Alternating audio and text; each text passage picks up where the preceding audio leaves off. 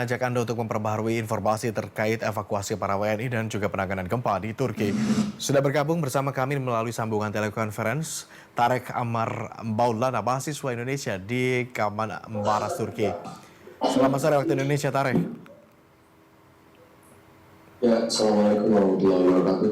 Waalaikumsalam warahmatullahi wabarakatuh. Terima kasih Anda sudah bersedia bergabung bersama kami di Berita Satu Sore. Tarek, bagaimana kondisi para WNI saat ini? Ya, terima kasih atas pertanyaannya, Pak. Keadaan WNI di Kedubes sekarang, di pengungsian sekarang aman, dan bahkan kita terkesan lebih nyaman sekarang karena banyaknya donasi yang diberikan.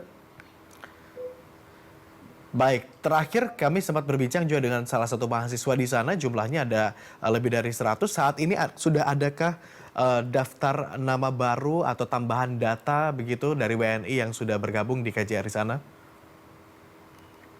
Menurut salah satu informasi yang saya dapatkan, adanya penambahan 14 WNI asal Hatay, yaitu 14-nya itu adalah perempuan. Sementara yang untuk laki-laki tidak ada penambahan korban. Baik, bagaimana rencana ke depannya para WNI ini? Apakah sudah ada kepastian WNI ini kemudian akan kembali bertolak ke tanah air atau mereka tetap memilih bertahan dulu sementara di kota Ankara atau seperti apa, Tarek?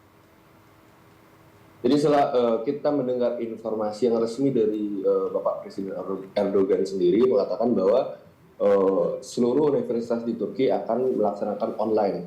Maka dari itu banyak mahasiswa di sini akan pulang ke Indonesia, akan melakukan pembelajaran jarak jauh. Dan yang kedua, kita tidak akan pulang sebelum menyelesaikan masalah administrasi, yaitu paspor dan kartu pelajar di sini. Dan itu akan dibantu oleh Bapak Kedubes sendiri dan bawahan-bawahan beliau. Baik, Tarek, kalau boleh bercerita pada saat kejadian sedang apa Tarek di sana? Jadi saat kejadian saya sedang menginap di rumah teman saya yang jaraknya sekitar 5 kilo dari rumah saya. Dan kita ada 9 orang. Lalu saat malam itu jam 4 pagi saya belum tidur, saya sendiri belum tidur.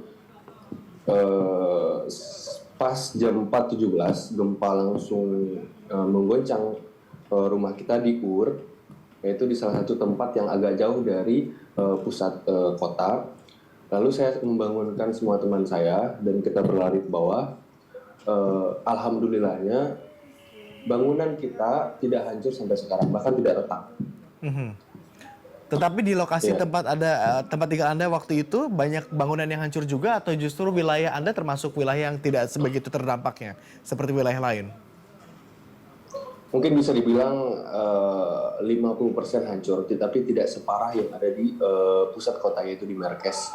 Di Merkez sendiri rata karena banyaknya gedung-gedung yang bersejarah, yaitu gedung-gedung yang seperti benteng-benteng lama dan perumahan-perumahan yang sudah ada sejak 100 tahun lalu. Seperti itu. Baik, bagaimana perjalanan Tarek dari pada saat gempa betul-betul terjadi, termasuk juga ada beberapa gempa susulan hingga akhirnya sampai ke KBRI di sana? Mungkin cerita yang sangat akan saya ingat sampai nanti tua, yaitu saat kita gempa, kita merasakan bahwa ini bukan gempa, ini malah lebih kayak kiamat, seperti itu.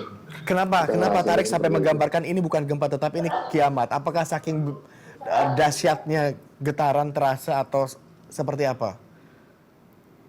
Jadi dulu saat saya masih berumur 6 tahun, saya pernah tinggal di Padang. Saya pernah merasakan gempa juga yang rumah saya juga hancur.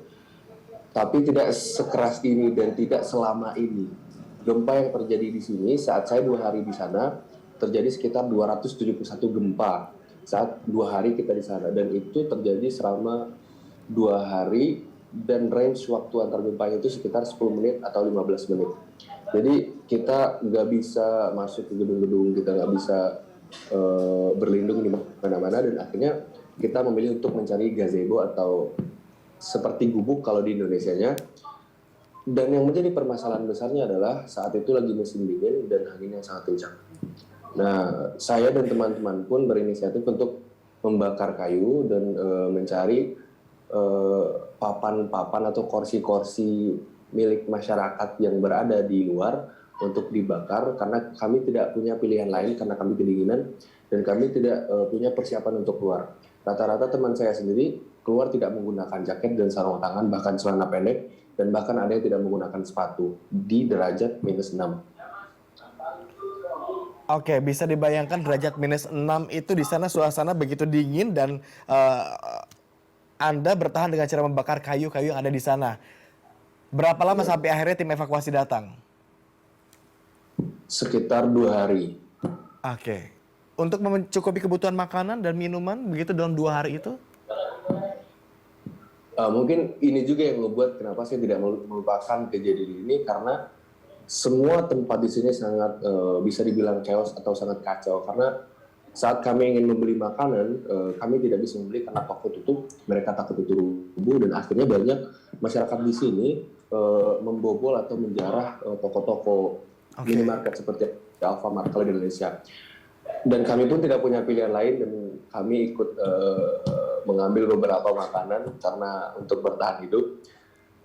Lalu kami banyak keluarga-keluarga di sini yang membantu kami. Mereka bahkan memberikan kami baju dan juga makanan dan perapian juga. Jadi kami sangat berterima kasih kepada beberapa keluarga yang telah membantu kami dalam keadaan yang sangat sulit itu. Seperti itu, Pak. Tarek, dari cerita Anda kami bisa menangkap betapa kacaunya kondisi di sana dalam 2 hari selama Anda terkatung-katung sebelum evakuasi itu datang begitu ya. Gedung runtuh, makanan tidak tersedia dan masyarakat terpaksa harus menjarah begitu untuk bisa bertahan dan mendapatkan makanan. Tetapi bagaimana sekarang kondisinya? Sudah semakin membaik? Sudah terkoordinir dengan baik distribusi bantuan juga? Kalau keadaan kami di pengungsian sekarang, kami merasa nyaman karena semua yang kami butuhkan itu telah tercapai seperti baju, celana, bahkan sepatu, sarung tangan, makanan lengkap, dan juga tempat tidur yang nyaman menurut kami dengan keadaan sebagai pengungsi seperti itu. Jadi banyak selimut, bantal, bahkan penghangat ruangan. Sudah tercukupi di sini dan kami merasa kinerja dari banyaknya pegawai di sini sangat membantu kami. Baik, terima kasih Tarek. Setidaknya informasi Anda tadi yang menyebutkan bahwa kondisi di pengungsian saat ini WNI begitu tercukupi kebutuhannya. Ini cukup melegakan kami dan juga keluarga-keluarga mungkin WNI yang ada di Indonesia begitu. Terima kasih atas kesediaan Anda bergabung bersama kami di Berita Satu Sore. Tarek, jaga kesehatan dan tentunya tetap waspada. Kita semua berdoa yang terbaik untuk para korban di sana. Selamat sore, Tarek.